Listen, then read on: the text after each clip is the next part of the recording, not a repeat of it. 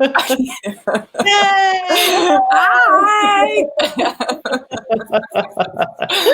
Oh, I am Janet Raftis. I am a quantum creatrix, divine feminine channel, master energy healer, and whoa, hold on.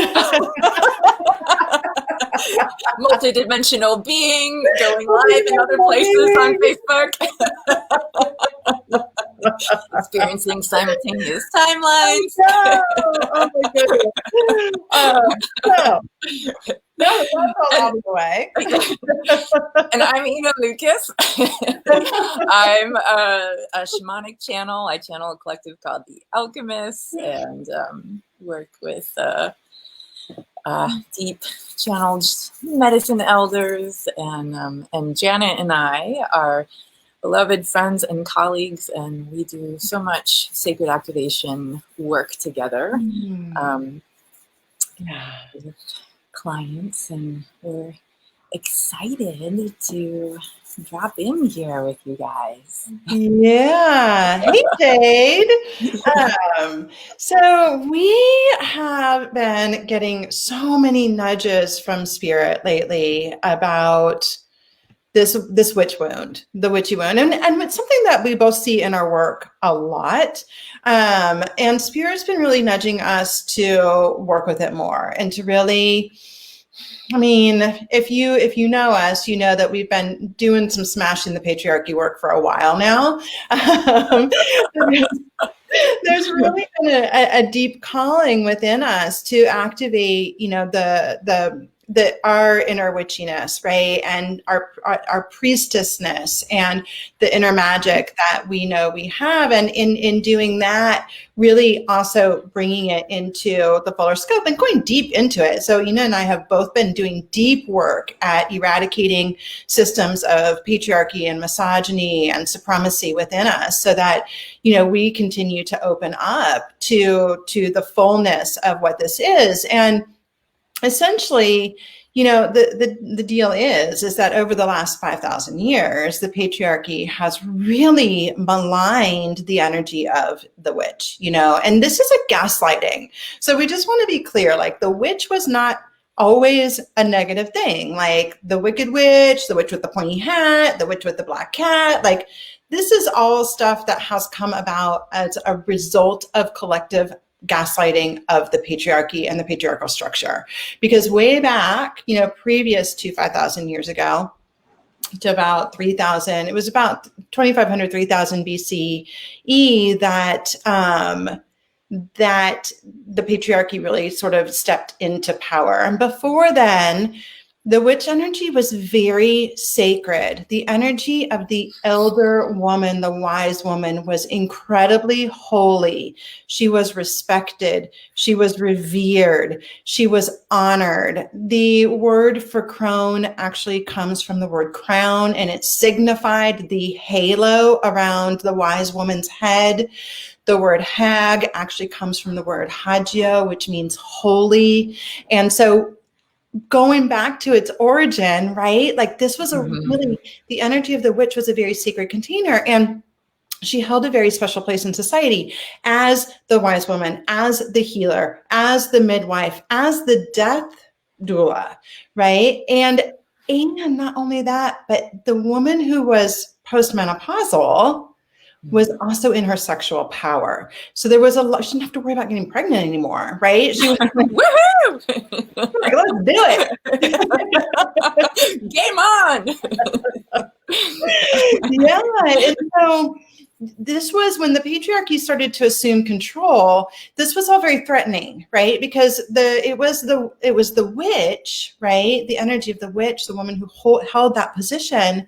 It was her energy that was the most threatening to their power, right? So the fact that she was psychically stronger, right? These were the women who were in their full psychic power because they weren't having to take care of the children anymore. They weren't having to like manage the family anymore. Like, so they could like devote themselves to their spiritual expansion, their spiritual connection, and their psychicness. They could devote themselves to the healing arts. They had the time and they had the space to really, and the experience to really come into their power, right? And so as the men assumed control, the men were very frightened of the women that were in this stage of their development. The women who, you know, first of all, these were the women who took us through the process of death into the underworld, like the goddesses of the underworld, taking, you know, the soul of the people into the underworld, the psychopomp energy of the crone, and then allowing them to come through a process of rebirth. Now, the patriarchy sort of set up this system of like one God and a very judgmental God, a very critical God, a God with a lot of rules and regulations and a lot of like sin pitfalls, right? And within that, they needed to really create a lot of fear around death, right? So like, you know, the threat of hell is like very real. And so this was another reason why that energy of the witch, of the crone, that was, and not always the crone, there were younger witches, but it's very typical, right? I mean, basically the persecution of witches was the persecution of crones, right? I mean, essentially it was like, I mean, people are still afraid of old women. People are still afraid of old women. This is how deep it runs within us, you know? People still don't take care of old women. People still treat them as crazy and this and that. And if their hair is gray, it's like, whoa, right? Like, I mean, it is ingrained in us, you know? And we see it all the time. And so Ina was going to speak a little bit to that because it shows up in all of us. It shows up really in so many of us that are in this type, in the metaphysical spiritual realm, who are doing work in this realm. Yeah. I mean, Janet and I both in our healing practice tend to work with people who are healers, people who have intuitive gifts that have been blocked, that have been shut down. And, you know, so often what's unfolding is either coming from their blood lineage in their family line or from their soul lineage of lifetimes that they've lived as healers, as medicine women, medicine men, that we were persecuted. You know, we were burned at the stake. We were, you know, I mean, I can't tell you how many times I go into healing sessions with people and there are metal contraptions and there are tongues pulled out and, you know, like all of the stuff from past lifetimes, like the level of torture devices and, you know, beheading and all of these things that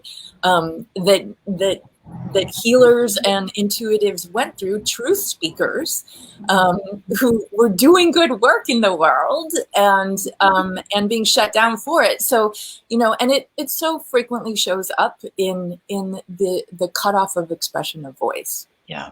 You know, that's the deepest one where we play small and we can't get our work out into the world. We can't, you know, like get on social media, all of that, where it's just, there's so much in the witch room. I'm sure you feel that too, Janet, like how much gets shut down here and then, you know, like blockages in the third eye and then so frequently healers have sexual abuse and different forms of sexual trauma in early life and that causes an even deeper you know, the shutting down of everything. Yeah. You know, like you take away the power, you mess with with a woman's sexuality, like you violate her and you take away her power, right?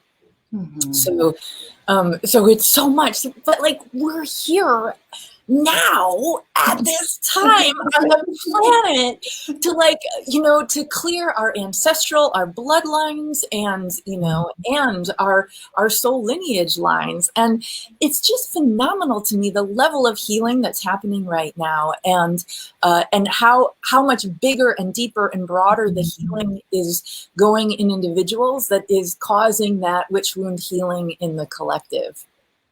Yeah. So big. Yeah, it's so big. And something too, that there are like so many extreme examples like what Ina shared. But I don't know if you found this too, there's a lot of more subtle examples that are that are still really intense. Like I've worked with so many people who maybe not a full-on persecutions coming up, but they were hiding in the woods. They lived in a hut out in the woods by themselves. They were afraid of being visible, right? Like this Mm-hmm. whole fear around visibility, which is connected to the throat chakra, right? Because Mm-hmm. you can't be visible in your expression. You can't be who you really are in the world, was a huge part of it. And it's a part of, so even if it wasn't, you weren't directly impacted by it in a previous incarnation, you were certainly alive in the energy of the persecutions, of knowing what would happen if you got caught, Mm-hmm. Mm-hmm. which is still traumatizing. Yeah. Yeah. Oh, that's been So, one for me a lot lately in the silent violence that happens in yeah. the body, the silent violence that we grow up walking on eggshells around.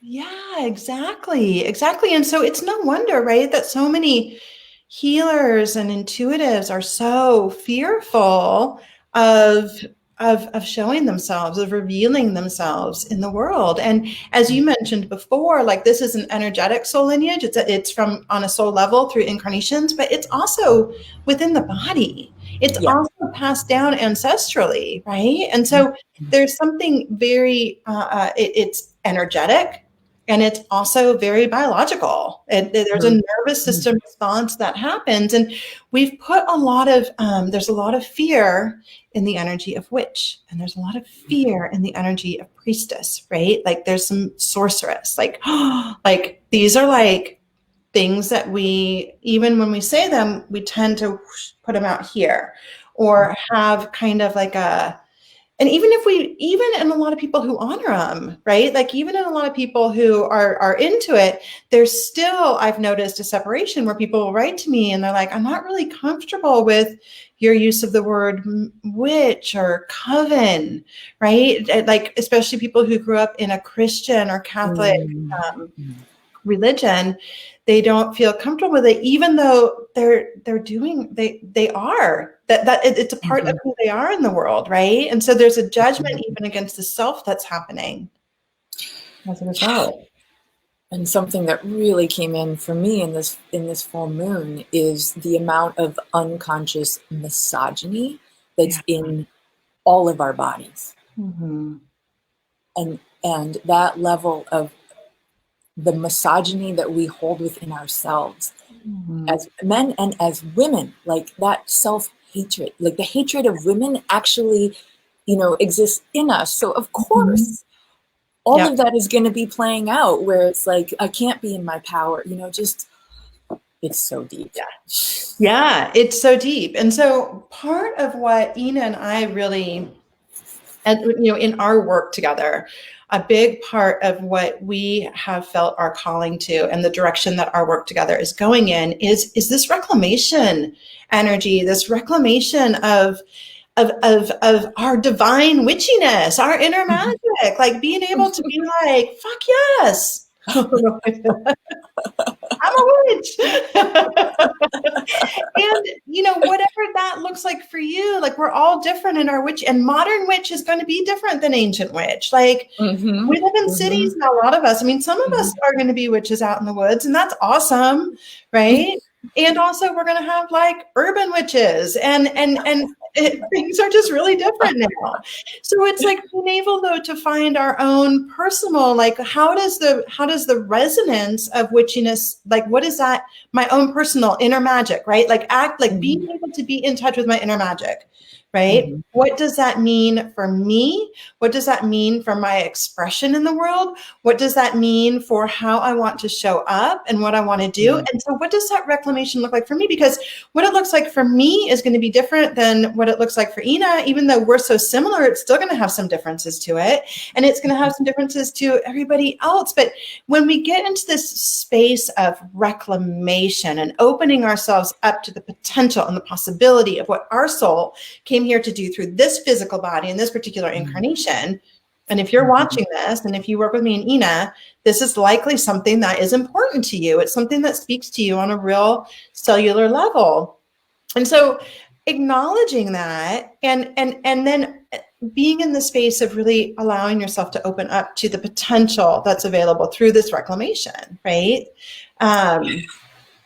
Allowing yourself to claim who you are in all of your witchiness. So I feel like I think Ina took me the other day. She's like letting your freak flag show, like that. Like, yes. Yeah, and whether it's witchiness or whatever words healer, shaman, alchemist, seer, knower, truth teller, just like really like reclaiming the languaging that connects you back into that bigger truth of who you are, which is such pure unconditional love. Like this is us connecting back into that remembrance where us in our power as is the biggest act of love, us connecting into our gifts, us connecting into our intuition is the biggest act of love. And right now the planet needs us aligned with the love that we are more than ever. Like aligned is not in the divisiveness, like us not reclaiming who we are is keeping us in division, whereas coming into that place of I know who I am is love coming forth on the planet right now to bring my medicine into the world, to bring my gifts into the world, to bring the bigness of this love that I have into the world, because that's the gift. That's the Wonder Woman archetype, like the Diana, like we're here to love. Yeah, totally. It's like bringing unstoppable love. It's like allowing the warrior archetype to really work alongside the healer and the mother, right? Like bringing that nice, like we can all use a little bit of activation of that warrior energy, the warrior goddess within us, and to fuel the real tender, loving, nurturing aspects of us that as they are awakening, right? As they're awakening. I love that Mindy Wolf has said, I so relate to this. I'm going through a huge soul healing from so much of this. Like there are so many of us who are really in it right now. And it is like Ina was just saying, it is so important. It's such an act of self-love to allow yourself to be who you truly are, right? Without, having to live in fear of what you have been conditioned to be, right?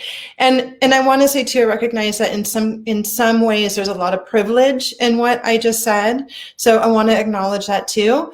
And even within the acknowledge of that, like what we can all do is we can all continue to do our own inner work and allow our inner work to inform and influence and support the work as it ripples out from us, right? Like this is something that we can all hold that container for.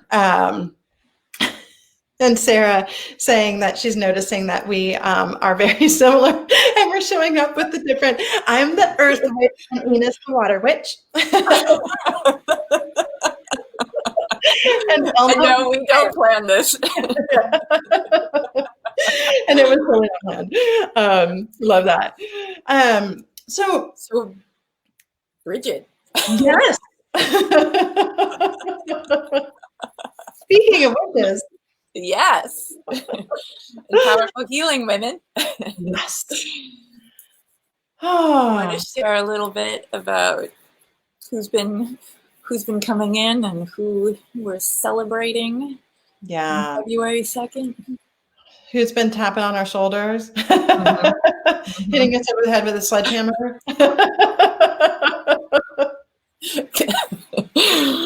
Causing us to do great healing in ourselves.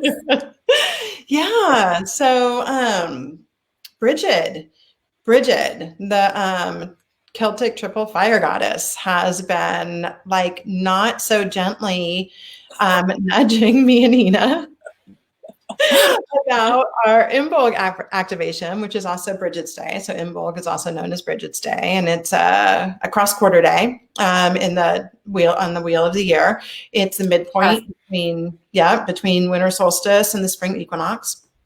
And it's a day in which traditionally cultures have celebrated the emergence, like the early whispers of spring.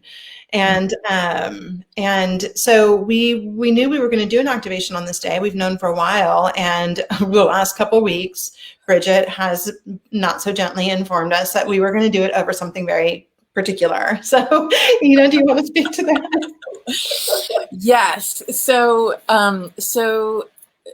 Brigid, February 2nd, being that halfway point between the winter solstice and the equinox, is that time where it's still, the darkness, we're still in the darkness, but the days are just starting to get longer. And Bridget is that goddess of the wells, of the clearing of the wells, of the water, which is all intuition and that internal connection to that like wellspring of flow within us. And she's also, the goddess of fire. So it's about relighting the hearth, in the darkness, as we're coming out of winter and into early spring. And so, but this is such a, it's such a magical, haven't quite emerged, like that time when we're really able to tap into our intuitive gifts. And so the medicine that's really coming through for this activation, Bridget has been with us, we are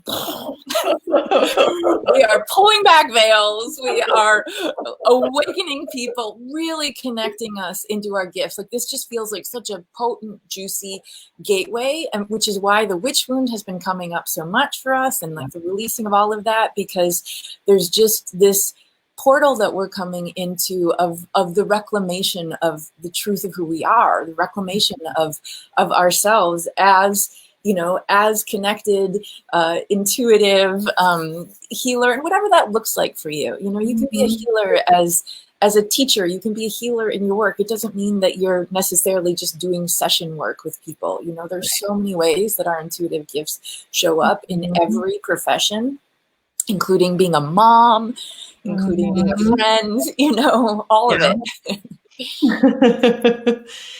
Yeah. And Bridget, very, in the mythology, she was actually born with flame coming out of her crown chakra, right? I mean, there's so much power in that connection to spirit, that source connection. She's also a goddess of deep healing. And so she has really made it clear that this activation that we are doing is about opening ourselves up to our spiritual gifts, releasing the stuff that has been getting in the way, our attachments to patriarchal gaslighting, right? That we've been sort of hypnotized in over the course of our lifetime and over the course of many lifetimes, right? There's this multi-lifetime hypnotic suggestion gaslighting of that being a witch and being in your powers, your spiritual powers is something that's dangerous. And so really working to release those attachments and those threads, and also getting into that space of igniting the flame of inspiration and divine connection,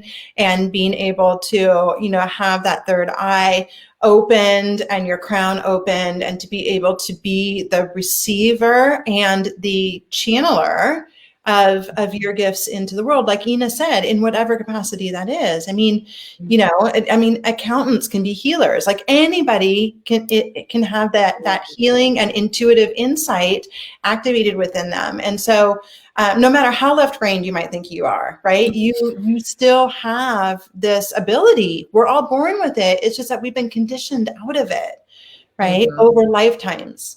And so this activation is about breaking down that conditioning, decalcifying that gaslighting, basically. And then opening up. Yeah.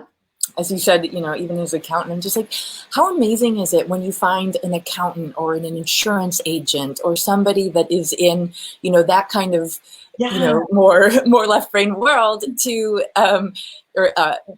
that is this like delicious, amazing healer person, and they're healing your taxes and they're Yeah. making you feel so good when you're dealing with insurance, like that is so badass. So badass. We need more.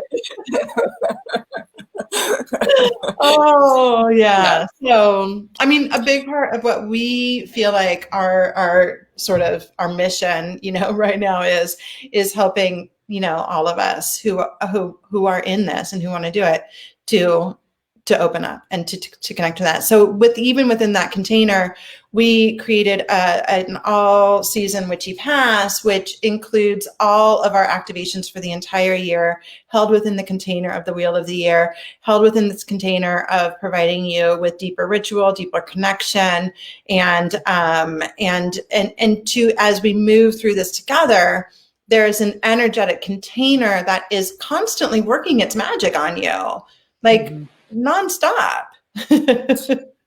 Yeah. And so in our DNA is this deeper connection to the turning of the wheel of the year. And if you're not familiar with that, that's that deep ancestral, the pagan roots of connecting into the winter solstice, the spring equinox, every the major turnings when light is equal dark in light, or longest nights. Like these are the portals where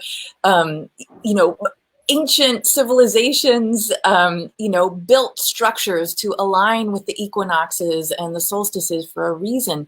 And people would gather in ceremony at those times for a reason. And I've celebrated solstices and equinoxes since I was a teenager, and I raised my kids in these goddess traditions of really, connecting into the cycles of nature and the turning of the year. And so when we come together collectively during these potent cosmic portals, and we tap into the specific energy of that portal, the equinox, the solstice, Brigid, Samhain, around All Hallows Eve, all of those portals allow us, when we really connect in with what's happening in that particular cycle of the year, what's the energy that's coming through, the level of healing that happens in you is so much more amplified, which is exactly why Janet and I have created the all-season witchy pass for us to reclaim who we are as witches, and to take people through